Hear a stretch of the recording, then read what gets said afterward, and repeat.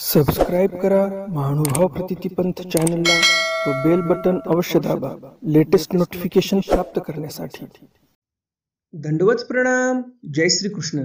लीळा चरित्राच्या आजच्या ज्ञान सत्रामध्ये आपण एकंदरीत 6 लीळा पाहणार आहोत, ज्यामध्ये पहिली लीळा आहे ज्ञानदेवा झोटिंग प्रसन्न। ज्ञानदेव नावाचे कोणीतरी एक महात्मे होते। ते महात्मे राजाचे गुरु होते आणि त्यांच्यावर झोटिंग प्रसन्न झालेला होता असं देव इथे निरूपण करतात। दुसरी लीळा आहे वनिता क्षोर निराकरण। तिसरी आहे साधा आकाश जंतू निरूपण। हे जे मोकळं आकाश आपल्याला दिसते त्यामध्ये कितीतरी जंतू आहेत हे देव निरूपण करतात। नेमका काय प्रसंग होता, कशामुळे देवाने हे निरूपण केलं हेही तुम्हाला समजणार आहे। त्याचबरोबर देव एक महत्त्वपूर्ण निरूपण भक्तजनांना करतात। देव म्हणतात उजळल्याचेनी संबंधे मैळला उजळे। जे उजळलेले लोक आहेत म्हणजेच जे ईश्वराच्या विधीवर आरूढ आहेत, स्वामींनी सांगितलेल्या वचनाचा आचार करतात, त्या लोकांना उजळलेले लोक असं म्हणतात। जे कोणी संन्यासी साधक आहेत ते उजळलेले आहेत, जे स्वामींनी सांगितलेल्या विधीचं आचरण करतात।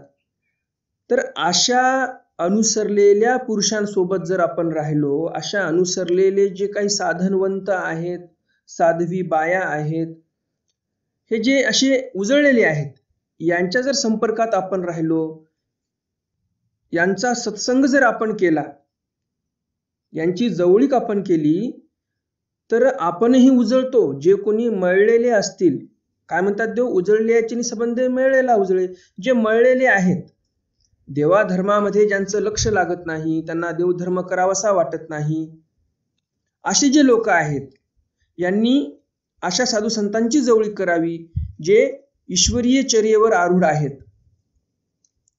म्हणजे मळलेले पण उजळतीला येतील यासाठी देव एक फार सुंदर उदाहरण देतात। ते उदाहरण कसं आहे, कोणाचं आहे हेही तुम्हाला समजणार आहे। फक्त तुम्ही आजचा व्हिडिओ जो आहे तो शेवटपर्यंत पहा, कारण शेवटी हे चरित्र आलेलं आहे। त्याचबरोबर बाईसांनी स्वामींच्या वस्त्रावर थू थू असं का केलं, का थुंकलं? स्वामींचं वस्त्र होतं तरी पण बाईसा त्यावर थुंकतात। मग देव यावर बाईसांना काय म्हणतात, काय नाही, हे सर्व आपल्याला समजणार आहे। त्याचबरोबर देव प्रयाग वटाविषयी अनुवाद करतात, तेही आपण पाहणार आहोत। शेवटची आणि अंतिम लीळा आजच्या या ज्ञानसत्रातील आहे आबाईसी सेवेचे उणे पुरे पुसणे। आबाईसांनी सेवेविषयी उणे पुरं काय असते काय नाही हे विचारलं स्वामींना, की कसं वागावं, काय नाही, कशी सेवा करावी, काही उरलं सुरलं तर काय करावं त्याचं। हा प्रश्न आबाईसा दुसऱ्या भक्तजनांच्या हस्ते स्वामींना विचारतात। मग त्यावर देव काय उत्तर देतात, काय निरूपण करतात, हेही तुम्हाला आजच्या ज्ञानसत्रामध्ये समजणार आहे। आणि म्हणून व्हिडिओ शेवटपर्यंत पहा, तरच तुम्हाला हे सर्व ज्ञान प्राप्त होणार आहे। मध्येच जर तुम्ही व्हिडिओ सोडून गेलात तर तुम्हाला अर्धवट ज्ञान किंवा अपुरं ज्ञान असं प्राप्त होईल। आणि म्हणून शेवटपर्यंत पहा, म्हणजे तुम्हाला पूर्ण ज्ञान प्राप्त होईल। आजच्या या ज्ञानसत्रातील सर्वच्या सर्व लीळा तुम्हाला नक्कीच आवडणार आहेत आणि त्यामुळे लगेचच्या व्हिडिओला लाईक करा आणि जास्तीत जास्त आपल्या वासनिक मंडळीपर्यंत हा व्हिडिओ शेअर करा, म्हणजे त्यांनाही या ज्ञानाचा लाभ होईल। आजचं हे ज्ञानसत्र सुरू करण्याअगोदर आपण आजचा तिथीवार जाणून घेऊया आणि नंतर मग आजच्या या ज्ञानसत्राला आरंभ करूया। आजचा तिथीवार आहे फाल्गुन शुद्ध नवमी, शनिवार, प्लवनाम संवत्सर शके 1943, योगाब्ध 5123, अंग्ल दिनांक 12 मार्च 2022। कालच्या ज्ञानसत्रामध्ये मी तुम्हाला 3 प्रश्न विचारले होते। पहिला प्रश्न होता एका गुरुपेक्षा आपल्याला जास्त गुरु करता येतात का? दुसरा प्रश्न होता बाईसा स्वामींची खूप सेवा करायच्या तरी पण बाईसा मनामध्ये अपरितोष भावायच्या, यावरून आपण काय शिकलो पाहिजे? बाईसा एवढं सेवा करत असताना अपरितोष भावायच्या तर कोणता गुण आपल्याला बाईसांमध्ये दिसतो, काय शिकलो पाहिजे आपण बाईसांकडून? तिसरा आणि शेवटचा प्रश्न होता परमेश्वर स्त्री वेशामध्ये अवतार का स्वीकार करत नाहीत? हे 3 असे प्रश्न तुम्हाला मी विचारले होते। या 3 प्रश्नाचं उत्तर काय आणि कुणी कुणी या प्रश्नाचं बरोबर उत्तर दिलं ते सर्व आपण व्हिडिओच्या शेवटी पाहणारच आहोत। तर मग जास्त उशीर न करता चला तर आज काही नवीन ज्ञानार्जन करूया। दंडवत हो। मी ईश्वरदास महानुभाव सर्वांचं स्वागत करतो आपल्या महानुभाव प्रतितिपंथ या YouTube चॅनलमध्ये। आजच्या ज्ञानसत्रातील लीळा क्रमांक आहे लीळा चरित्र अज्ञात लीळा, लीळा क्रमांक 86. ज्ञानदेवा झोटिंग प्रशंसा. ज्ञानदेव नावाचे कोणीतरी एक महात्मे होते.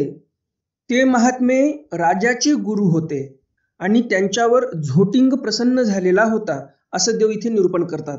महादायसी गोसाविया पुढा सांगितले, जी जी ज्ञानदेव नावे महात्मे ते रायाचे गुरुजी. ते खापर खुटी धरिती तरी आसू होय, माती धरिती तरी सोने होय. महादेसा स्वामींसमोर बसतात आणि स्वामींना महादेसा सांगतात की ज्ञानदेव नावाचा एक महात्मा आहे आणि तो राजाचा गुरु आहे. त्या ज्ञानदेवाने जर हातामध्ये खापराचा तुकडा जर धरला तर त्या खापराच्या तुकड्याचं परिवर्तन एका सुवर्ण आसूमध्ये होते. एक सुवर्ण मुद्रा तयार होते त्या खापरापासून. त्याने जर फक्त हातामध्ये ते खापराचा तुकडा धरला तर, आणि हातामध्ये माती धरली तर त्या मातीचं सोनं होते. आणि त्रिकाळ ज्ञान, आणि त्याला त्रिकाळ ज्ञानही आहे असं महादायसा इथे स्वामींना सांगतात. अतीत अनागत वर्तमान जाणती. अतीत म्हणजे जे काही पूर्वी घडून गेलं, भूतकाळ. अनागत म्हणजे भविष्यामध्ये जे काही होणार आहे. वर्तमान म्हणजे वर्तमानात काय घडामोडी होणार आहेत हे सर्व त्याला माहिती असते. तर असा हा त्रिकाळ ज्ञानी होता असं महादायसा स्वामींना सांगत आहेत. या येसनी जाणीव कायसी जी. याला एवढी जाणीव कशामुळे होती बरं? सर्वज्ञ म्हणितले. यावर स्वामी म्हणतात, बाई तया झोटिंग प्रसन्न झाला, त्यासी पुसती ते सांगती. स्वामी म्हणतात, बाई त्या ज्ञानदेवाला झोटिंग प्रसन्न झालेला होता. त्यासी पुसती ते सांगती. तो ज्ञानदेव जो होता तो ज्ञानदेव त्या झोटिंगाला विचारायचा आणि मग झोटिंग त्याला ते सांगायचा. ते जे भाखिती ते साच. मग झोटिंग त्या ज्ञानदेवाला सांगायचा काय होणार आहे पुढं, काय नाही, किंवा काही प्रश्न असतील तर हा ज्ञानदेव त्या झोटिंगाला विचारायचा. झोटिंग त्याला उत्तर द्यायचा आणि मग हा ज्ञानदेव सर्व लोकांना ते सांगायचा. आणि या ज्ञानदेवाने जे भाकीत केलं ते साच म्हणजे खरं व्हायचं असं स्वामी म्हणतात. ऐसे ते तिचे सामर्थ्य. असं त्या ज्ञानदेवापाशी सामर्थ्य होतं. त्याला जे काही प्रश्न पडले तो झोटिंगाला विचारायचा, झोटिंग त्याला उत्तर द्यायचा. आणि मग लोक या ज्ञानदेवालाच खूप मोठं मानायला लागले. या नवल नाही की बाई. या नवल नाही की बाई. देव म्हणतात यामध्ये काहीच नवल नाही. महादायसनाथ देव असं म्हणतात की ज्ञानदेव त्या झोटिंगाला विचारायचा, झोटिंग त्याला सांगायचा. मग याच्यामध्ये नवल काय? एक सामर्थ्य असे की बाई. एकाला काहीतरी सामर्थ्य असतेच. या ज्ञानदेवाला झोटिंग प्रसन्न झाला होता, झोटिंग त्याला सांगायचा. त्यामुळे याच्यात नवल करण्यासारखी काही गोष्ट नाही. पाठभेदानुसार दुसरी काही माहिती आलेली आहे. पाठभेदानुसार चरित्रकार म्हणतात की हा जो ज्ञानदेव होता तो राजाला सामर्थ्य दाखवण्यासाठी जे काही हांडे आहेत, घरातील भांडेकुंडे आहेत, राजमहालातील जे काही मोठे मोठे भांडे, तो सर्व धुवून आणायला सांगायचा. पाट्या आणायला लावायचा. पाट्या म्हणजे काय, लाकडाच्या पाट्या नाही, दुर्ड्या. तर दुर्ड्या आणायला लावायचा. सर्व काही भांडेकुंडे आणायला लावायचा. आणि मग तो काय करायचा, तो स्वतःच्या सामर्थ्याने षड्रस पक्वान्न तो तिथे आणायचा. असं काही तो आव्हान करायचा. आणि काही मंत्रतंत्र काहीतरी म्हणत असेल तो कदाचित, आणि त्याने तसं मंत्रतंत्र म्हटले की आपोआप वडे, मांडे, खीर, भाजी, कोशिंबीर, भरपूर काही पक्वान्न असे यायचे तिथे त्या भांड्यांमध्ये. मग राजा वगैरे सर्व पोटभर जेवायचे. राजाचा परिवार पोटभर जेवायचा. सर्वांना पुरून ते अन्न उरायचं. असा तो सामर्थ्यवान होता असं देव महादायसांना निरूपण करतात. हे पाठभेदानुसार आलेलं चरित्र आहे. मग यावर महादायसा म्हणतात, जी एवढं सामर्थ्य कसं काय त्याच्याकडे? स्वामी म्हणतात, बाई याच्यामध्ये काही नवल नाही. त्याला झालेला होता झोटिंग प्रसन्न. तो झोटिंग त्याला सर्व अन्नधान्य पुरवायचा. जे काही पक्वान्न त्याला पाहिजे होते ते सर्व त्या भांड्यामध्ये तो झोटिंग भरायचा. आणि मग सर्व लोक आश्चर्यचकित व्हायचे, पोटभर जेवण करायचे. देव पुढे म्हणतात, परी तया जेवू नये. त्या ज्ञानदेवाला जेवता येत नव्हतं. त्यानं जर जेवण केलं तर ते अन्न लवकर संपून जायचं. असं त्याचं सामर्थ्य होतं झोटिंगाचं. परंतु तो स्वतःचा मोठेपणा दाखवायचा. अज्ञात लीळा, लीळा क्रमांक 87. वनिता क्षौर निराकरण. गोसावी यांचे क्षौर होत होते. स्वामींचं क्षौर होत होतं. क्षौर म्हणजे काय? चाटी करणे, डोकी करणे, त्याला म्हणतात क्षौर करणे. तो दोघी साळंकृता नाचणी वोळगे आलिया. 2 नाचणाऱ्या बाया होत्या. त्या बाया स्वामींच्या दर्शनाला आल्या. गोसावी भटोबासा ते म्हणितले, करा गा यासी मुंडन. स्वामी म्हणतात भटोबासांना, यांचंही मुंडन करा, यांचे केस काढून टाका, सर्व करा चाटी यांची. तेही म्हणितले. त्या बाया म्हणतात, हो काजी. जरी गोसावी सन्निधान देती तरी जवळीची असोनी. त्या नाचणाऱ्या बाया म्हणतात, काही हरकत नाही, देवाजवळ जर आम्हाला राहू देत असतील देव तर आम्ही चाटी करू आणि देवाजवळच राहू, काय हरकत आहे. एरवी एकलिया ठाकोनी एरवी तरी नाजी उपहासू केला. बाया म्हणतात, जर तुम्ही तुमच्याजवळ ठेवलं तर करू मुंडन, पण आम्ही तुमची आज्ञा मानू. पण जर तुम्ही तुमच्याजवळ ठेवत नसाल आणि आम्हाला जर मुंडन केल्यानंतर काढून देत असाल तर मात्र आम्ही काय ते मुंडन वगैरे करणार नाही. तुमच्याजवळ यायचं, तुम्ही मुंडन करून टाकणार, आम्हाला तुम्ही पुन्हा हकलून देणार, तर बाहेर कसं मग आम्ही पोट भरणार केस काढल्यानंतर. आणि म्हणून जवळ ठेवत असाल तर आम्ही चाटी करतो, नाहीतर आम्ही करणार नाही, असा उपहास केला, म्हणजे विनोद केला. अज्ञात लीळा क्रमांक 89. साधा आकाश जंतू निरूपण. साधा ईसांना देव आकाश जंतूविषयी निरूपण करतात. एकोदी गोसावियांसी उद्याचा पूजा सुरू झाल्यानंतर गोसावियासनी उपविष्ट असती. एके दिवशी सकाळचा पूजावसर झालेला आहे, स्वामींचा देव आसनावर बसलेले आहेत. साधा ईसा बाहेरला कडून आली, म्हणजे बाहेरून जाऊन आल्या. गोसावियासी दंडवते घातली, श्रीचरणा लागले, पासी बैसली. स्वामींना साष्टांग दंडवत घातले साधा ईसांनी, पायाही पडल्या आणि स्वामींजवळ साधायसा बसलेले आहेत. तव शिंक आली, साधायसांना शिंक आली. सर्वज्ञ म्हणतले साधे हो शिंकी जे नाकी. स्वामी म्हणतात साधायसांना, साधायसा असं तुम्ही शिंकायला नाही पाहिजे. हातू हालवी जे ना, पाव हालवी जे ना, येणे हिंसा होय. एकदम तुम्ही असं शिंकलात जोराने, हे असं करायला नाही पाहिजे. शिंक आलीच तर हळूवार शिंक दिली पाहिजे. नाकावर कपडा धरला पाहिजे, कपडा नसेल तर किमान हात लावला पाहिजे नाकावर. काहीतरी सभ्यतेसारखं वागलं पाहिजे, सभ्यतेचं लक्षण काहीतरी दाखवलं पाहिजे, असं स्वामी साधायसांना म्हणतात. हात जरी आपण हलवला तरी बारीक बारीक जंतू असतात या पर्यावरणामध्ये, ते मरतात. पाव हलवला म्हणजे पाय जरी हलवला तरी जंतू मरतात. यामुळे सर्व हिंसा होत असते, असं साधायसांना स्वामी निरूपण करतात. तव साधी म्हणतले येथके असे जी हिंसा. साधायसा म्हणतात, देवा इथे कुठे हिंसा आहे बरं, इथे तर आम्हाला काहीच दिसत नाही. गोसावी श्रीकरीची आंघोळ या दाखविले. स्वामींनी श्रीकराची आंघोळ दाखवली आणि काय म्हणतात देव, साधे हो हे अवघे आकाश जंतू दुमदुमीत भरले असे. स्वामी म्हणतात, बाई हे सर्व आकाश जे आपल्याला पोकळ दिसते, हे सर्व जंतूंनी दुमदुमीत भरलेलं आहे. इथे जंतूंची काही कमी नाही. एका सुईच्या टोकावर कितीतरी जंतू असतात, तर या आकाशामध्ये किती जंतू असतील. अनंतावतारा उद्धरिता ही परी चोंगा भरी सबडी पडली नाही. स्वामी म्हणतात, बाई आतापर्यंत ईश्वराचे अनंत अवतार झाले. या अनंत अवतारांनी ज्योधरणाचं कार्य केलं तरी पण चोंगाभरही सवड पडली नाही, म्हणजे चोंगाभरही जीव कमी झाले नाही. चोंगा म्हणजे काय, आपला तळहात. या तळहाता एवढी पण जागा रिकामी झालेली नाही.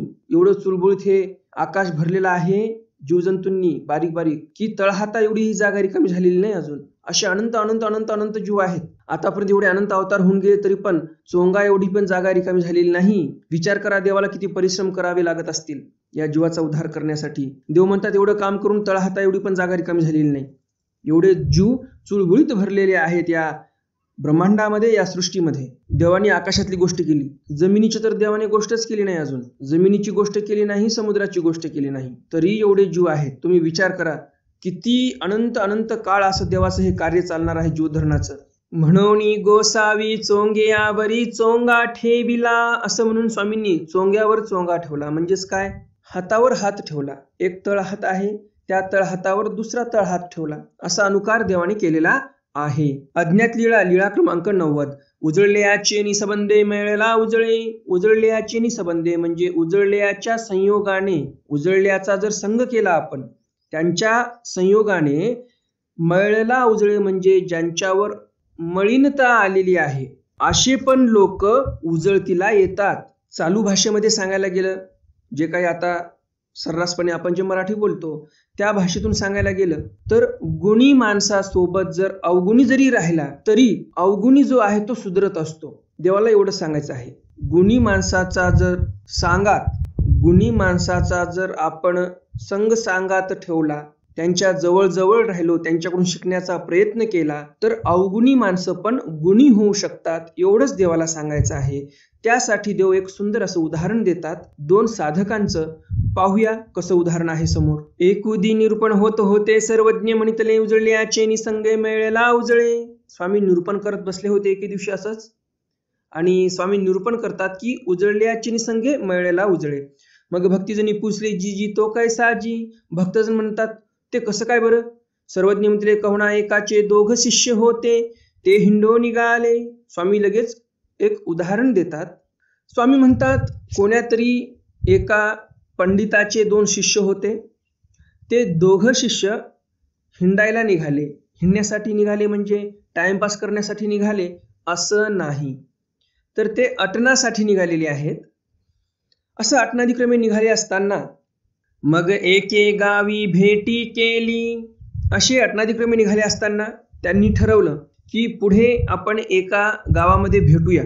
तेथ विभागू केला. ज्या गावी यांनी ठरवलं की पुढं या विशिष्ट ठिकाणी या गावी आपण पुन्हा भेट घेऊया असं म्हणून ते दोघेही विभक्त झाले एका ठिकाणाहून. एकासी एकी गावी तेलियाची घरी भिक्षेसी पेंड आली. मग एक शिष्य गेला एका दिशेने, एक शिष्य गेला एका दिशेने. पुढे कोण्या गावाला आपल्याला भेटायचं आहे तेही ठरलेलं होतं. मग हे दोघंही निघून गेले. एक शिष्य जो आहे एका गावी गेला, भिक्षेला एका तेल्याच्या घरी गेला आणि तेल्याच्या घरी भिक्षेमध्ये पेंड आली. जसं आपण बघतो सोयाबीनच्या पेंडाची भाजी असते, लोक फार चवीने खातात. वास्तविक पाहता शरीरासाठी हानिकारक आहे ते.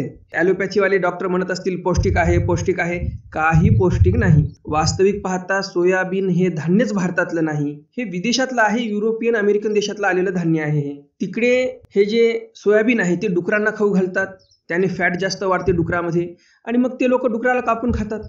मग आता डुकरावर जास्त मांस चढावं म्हणून ते सोयाबीन तिकडे ते डुकराला खाऊ घालत असतात, म्हणजे त्यांना डुकर चांगले खायला मिळतील, जास्त मांस असणारे. हा त्या सोयाबीन पिकाच्या मागचा हेत आहे त्या लोकांचा. परंतु ते सोयाबीन भारतातल्या लोकांच्या माथी मारलं. आणि तुम्ही बघा जे लोक सोयाबीनचं तेल खातात ते जास्त जाड होतात. जर 30 वर्षापूर्वी तुम्ही पाहिलं तर स्थूलपणाची एवढी समस्या नव्हती. जे लठ्ठपणा आहे सध्याला जास्त वाढलेला आहे, ही लठ्ठपणाची समस्या 30 वर्षापूर्वी बिलकुल नव्हती. बिलकुल नव्हती असं नाही म्हणणार मी, एवढ्या प्रमाणात नव्हती. त्याही काळामध्ये जाड लोक होते, परंतु आताच्या प्रमाणामध्ये कमी होते. आताच्या काळामध्ये लठ्ठपणाची समस्या खूप वाढलेली आहे. स्पेशल क्लासेस चालतात लठ्ठपणा कमी करण्यासाठी. लोकांना गोळ्या औषधं घ्यावे लागत आहेत लठ्ठपणा कमी करण्यासाठी. तर ही समस्या 30 वर्षापूर्वी नव्हती एवढी. होती का? तुम्हीच विचार करा. मग आता का वाढली?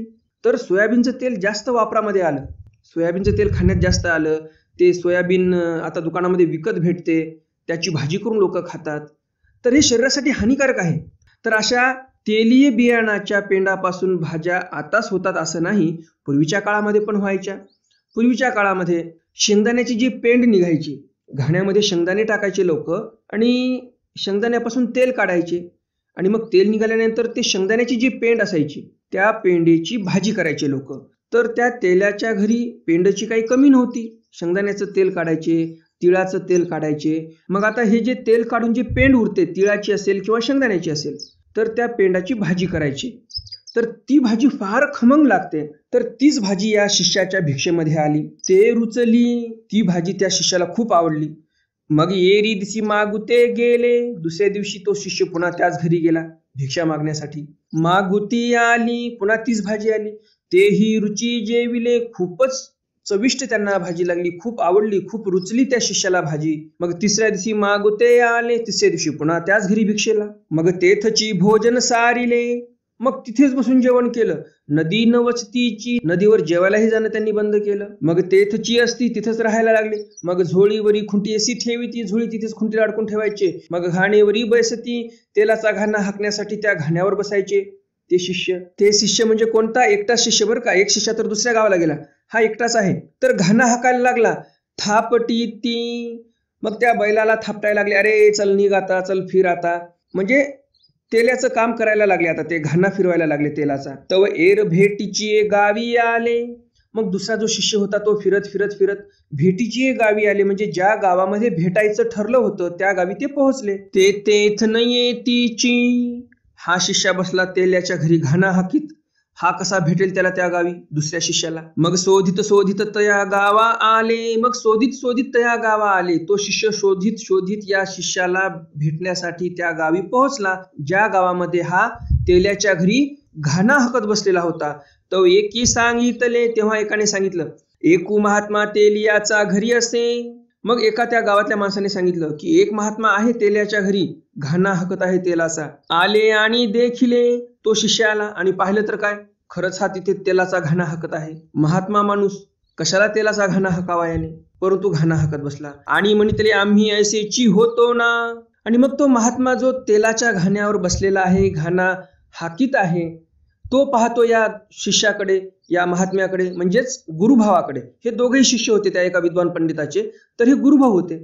तर मग हा जो तेलाचा घाणा हाकीत आहे, हा महात्मा स्वतःच्या गुरुभावाला बघतो तिथे आल्यानंतर आणि मग म्हणतो, अरे आम्ही पण असेच होतो ना, तुमच्यासारखेच आम्ही फिरायचो, निस्पृहतेने आचरण करायचो. आणि तैसेची निघाले. आणि त्याने लगेच तो घाणा हाकणं सोडून दिला आणि निघाला. मग निरूपणे दृढावले. आणि मग तो जो महात्मा होता ज्याने तेलाचा घाणा हाकला नाही, त्या महात्म्याने याला चांगलं निरूपण केलं. आणि मग हा महात्मा ज्याने तेलाचा घाणा हाकला तो पुन्हा चर्येवर दृढावला. मग सर्वज्ञ म्हणतले उजळल्याचे निसंग मेळला उजळे. मग स्वामी म्हणतात, बाई असं असते, उजळल्याचा जर सांगात केला आपण त्याच्या सोबत राहिलो तर आपण उजळतीला येतो, मळले जरी असलो जरी आपण तर.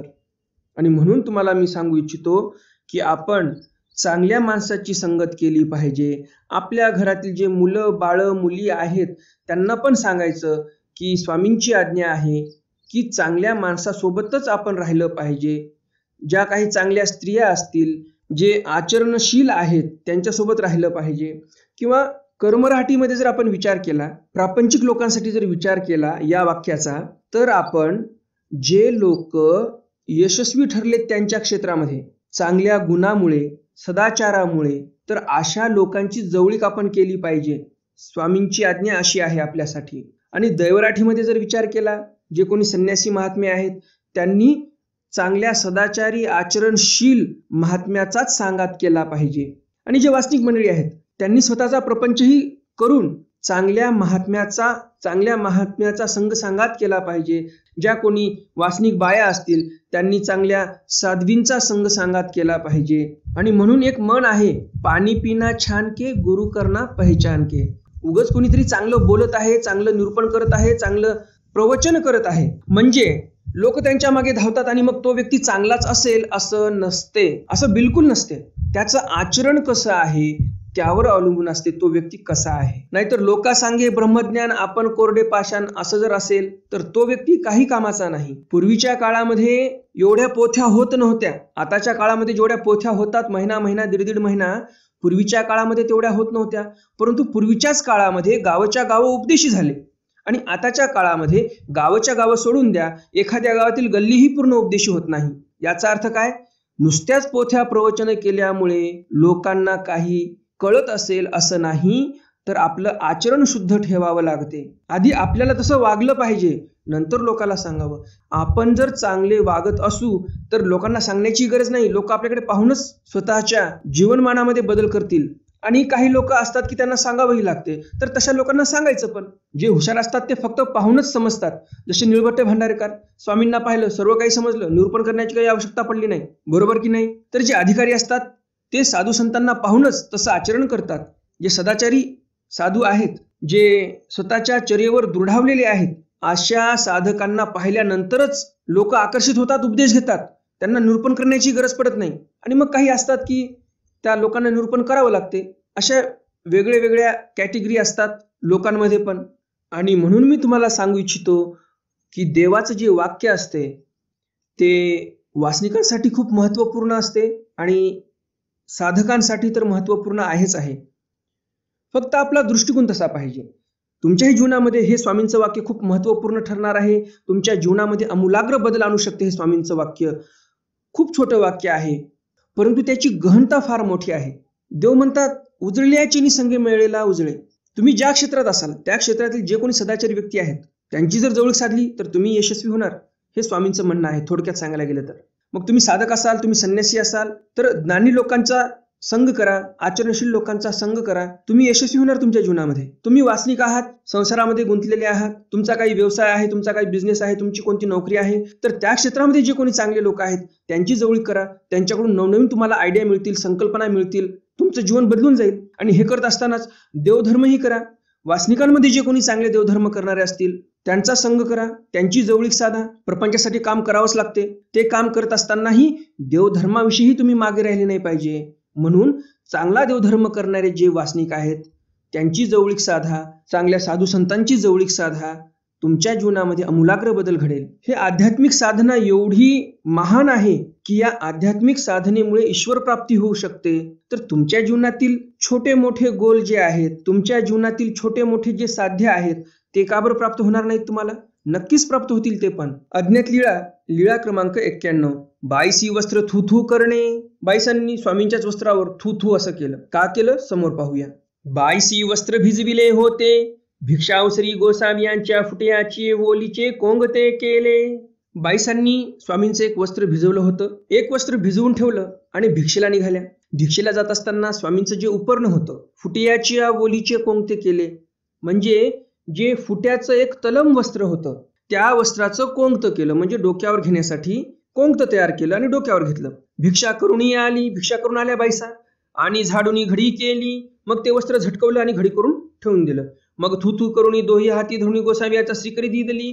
ते वस्त्र घडी केल्यानंतर थोडंसं थू थू केल्यासारखं केलं त्या वस्त्रावर आणि मग स्वामींच्या हातात दिलं. यावर सर्वज्ञ म्हणले देखिले गा वानरिया. यावर स्वामी म्हणतात भटोबासांना, वानरिया पाहिलं का, बाईसे येथीचे वस्त्र वोवळे करून थुंकीने माखुनी दिले. बाईसांनी आमचं वस्त्र वोवळं तर केलंच, पुन्हा थुक्याने माखून दिलं आम्हाला वस्त्र. बाईसे म्हणतील नेनेची बाबा म्हणून श्रीचरणाला लागली. मग बाईसा म्हणतात जी आम्हाला माहितच नव्हतं आणि म्हणून बाईसा पाया पडतात. एक त्या काळामध्ये कदाचित पद्धत असेल की असं वस्त्र वगैरे पांघरल्यानंतर उगं थोडंसं थू थू केल्यासारखं करायचं आणि वस्त्र ठेवून द्यायचं आणि म्हणून बाईसांनी तसं केलं असेल असं आपण इथे म्हणू शकतो. अज्ञात लीळा क्रमांक 92. प्रयाग वट स्थान अनुवादू. प्रयाग वटाच्या स्थानाविषयी स्वामींनी अनुवाद केलेला आहे. महादायसे प्रयागा गेली होती, तेथ प्रयागीचा वटू देखिला होता. महादायसा प्रयागाला गेली होती आणि त्या प्रयागाचा जो वट होता तो पाहिला. प्रयाग म्हणजे काय? आताच जे प्रयागराज. हे लोक बरेच ओरडतात जे काही धर्मनिरपेक्ष स्वतःला म्हणून घेतात. मग ते काँग्रेस असेल, राष्ट्रवादी काँग्रेस असेल, समाजवादी पार्टी असेल, बहुजन समाज पार्टी असेल, MIM असेल, जे काही पार्ट्या असतील, हे राजकीय पक्षांचं नाव मुद्दामून घेत आहे मी की तुम्हाला ही सत्यता कळाली पाहिजे. तर हे लोक नाव कुठे ठेवतात की योगी आदित्यनाथ यांनी या नगराचं नाव बदललं, या शहराचं नाव बदललं, हे राजकारण काही कामाचं नाही, उगाच नाव कशाला बदलतात, नावामध्ये काय ठेवलं, नाव कशाला बदलायचं. तर याच योगी आदित्यनाथांनी अलाहाबाद जे आहे पूर्वीचं त्याचं नाव प्रयागराज ठेवलं. 800 वर्षापूर्वी आपलं हे चरित्र लिहिलं गेलं. चरित्रामध्ये काय नाव आलं? प्रयाग.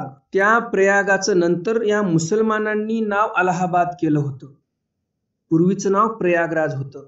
800 वर्षापूर्वी चरित्र लिहिल्या गेलं त्यावेळेस महादायसा तिथे गेल्या होत्या, त्यावेळेस प्रयागराजच नाव होतं आणि त्या प्रयागाचा वट महादायसा पाहून आल्या होत्या. त्या संदर्भामध्ये हे चरित्र आहे. तर जे खरं आहे ते खरं आपल्याला माहिती झालं पाहिजे की नाही?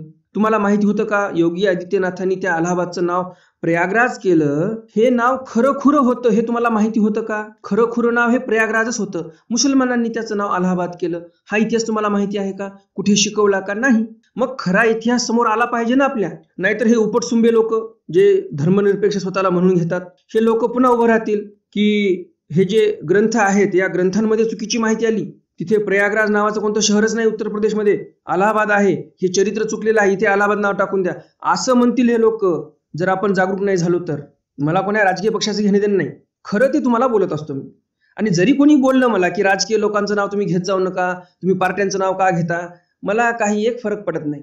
मी माझ्या मनाशी निश्चय केलेला आहे की खरं ते तुमच्यापर्यंत पोहोचवायचं आहे. मग जे अर्धवट राव असतील ते असं काही बरळतील तर मी त्यांचं एवढं मनावर घेत नाही, किंबहुना मी त्यांच्याकडे लक्षच देत नाही. मी फक्त एवढं ठरवलेलं आहे खरं ते तुमच्यापर्यंत पोहोचवायचं आहे. तर इथे माहीम भट्टांनी जे चरित्र लिहिलं त्या चरित्रामध्ये स्पष्ट आलेलं आहे, महादायसे प्रयागा गेली होती. महादायसा प्रयागाला गेल्या होत्या, अलाहाबादला गेल्या नव्हत्या. आणि हा खरा इतिहास प्रस्थापित करण्याचा प्रयत्न योगी आदित्यनाथ यांच्याकडून होत आहे आणि खरंच ते अभिनंदनास पात्र आहेत. एरवी तरी तुम्हाला कुठे वेळ आहे स्वतःच्या लेकरांना खरा इतिहास सांगण्यासाठी? नाही. शाळेमध्ये जे शिकवतील तेच शिकतात ते. आपल्याला कुठे वेळ आहे? आणि जर असं आमच्यासारखे लोक सांगायला गेले तर मग ते आमच्यासारख्यांना सांगतात की मुलांचा ब्रेन वॉश करत आहात तुम्ही. चांगली गोष्ट आहे ना. ब्रेन जर वॉश म्हणजे धुतल्या जात असेल तर. मलिन वस्तू तुम्हाला आवडते का? नाही आवडत. मग मुलांचे जर ब्रेन मलिन झाले असतील आणि आमच्यासारखे लोक जर काही त्यांचा वॉश करत असतील तर चांगली गोष्ट आहे. स्वच्छ झाला पाहिजे ब्रेन आपला, आपली बुद्धी, आपला मेंदू जो आहे तो स्वच्छ झालाच पाहिजे ना. आणि म्हणून आमचा हा छोटासा प्रयत्न आहे की वारंवार जिथे कुठे अशी विषय निघतात त्यावेळेस मी तुम्हाला सांगण्याचा प्रयत्न करतच असतो. तर महादाईचा प्रयागराज इथे गेल्या आणि प्रयागराज इथे जे वडाचं झाड आहे ते वडाचं झाड पाहिलं. मग गोसाविया ते पुसिले, स्वामीने येऊन विचारलं, जी जी प्रयागी वटू असे तोची जी. मग महादेव म्हणतात, जी जी प्रयागराज इथे जे वडाचं झाड आहे ते जुन्या काळामध्ये जे वडाचं झाड बोलतात तेच आहे का ते झाड? ज्या वटवृक्षाविषयी पौराणिक काळापासून जे काही आख्यायिका आलेली आहे, ज्या वटवृक्षाची आख्यायिका आलेली आहे पौराणिक काळापासून, पुराणांमध्ये जी आख्यायिका आलेली आहे तेच ते झाड आहे का, असं महादेवचा प्रश्न करतात. सर्वज्ञ म्हटले, बाई तो वटू नव्हे ते स्थान होय. स्वामी म्हणतात, बाई पौराणिक काळापासून जे एक आख्यायिका आलेली आहे त्या वडाच्या झाडाविषयी, जे पुराणांमध्ये माहिती आलेली आहे ते वडाचं झाड ते नाही जे तुम्ही पाहिलेलं आहे, ते स्थान होय. म्हणजे ते ठिकाण आहे एवढं खरं आहे, परंतु तेच झाड आहे असं नाही. तर ठिकाण तेच आहे, त्या ठिकाणी दुसरं झाड लावण्यात आलेलं आहे असं देव म्हणतात. अज्ञात लीळा, लीळा क्रमांक 93. आबायसी सेवेचे उणे पुरे पुसणे. आबाईसांनी सेवेविषयी उणेपुर विचारलेला आहे. कोणाच्या हस्ते? तर भक्तजनांच्या हस्ते विचारलेला आहे. आबाईसी प्रसादाचे विषयचे पुसो पाठविले. आबाईसांनी प्रसादाच्या संदर्भामध्ये काहीतरी विचारण्यासाठी भक्तजनांकडे एक प्रश्न पाठवला. भक्तजना हाती जी जी आबाईसी म्हटले प्रसाद उरे त्याचे काही करावे. भक्तजनांच्या हाती म्हणजे भक्तजनांजवळ एक प्रश्न पाठवला आबाईसांनी वृद्धपूरवरून की प्रसादामध्ये जर काही उणेपुरं उरलं तर काय करावं. सर्वज्ञ म्हटले, येथीचे उणेपुरे जैसे बाईसे करिता ती तैसे तेथीचे उणेपुरे ते तेहीची करावे. स्वामी म्हणतात भक्तजनांना की येथचे उणेपुरे जैसे बाईसा करिता ती, आमच्या सन्निधानामध्ये उणेपुरं काही उरलं सुरलं बाईसा कसं व्यवस्थित नियोजन लावतात तसं उणेपुरं श्रीप्रभू महाराजांच्या ठिकाणी काही जर उरलं तर ते आबाईसांनी लावावं त्यांच्या मनाने. येथीची याची सत्ता ते बाईसासी, तैसीची तेथीची याची सत्ता ते तयासी. स्वामी म्हणतात आमच्या सन्निधानी बाईसा सर्व कारभार पाहतात. उणे पुरं कमी जास्त काय असेल उपहाराचं प्रसादाचं तर ते सर्व नियोजन बाईसा लावतात. तैसीची म्हणजे ज्याप्रमाणे आमच्या सन्निधानामध्ये बाईसा आहेत, बाईसांची सत्ता इथे आहे, सर्व नियोजन बाईसा करतात. इथल्या व्यवस्थापक म्हणजेच मॅनेजर जे आहेत ते बाईसा आहेत.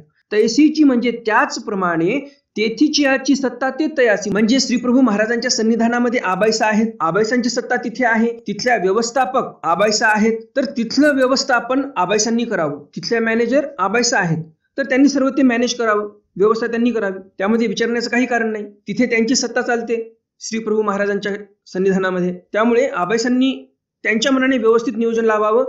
उणे पुरं काही होणार नाही, त्यांना काही दोष लागणार नाही.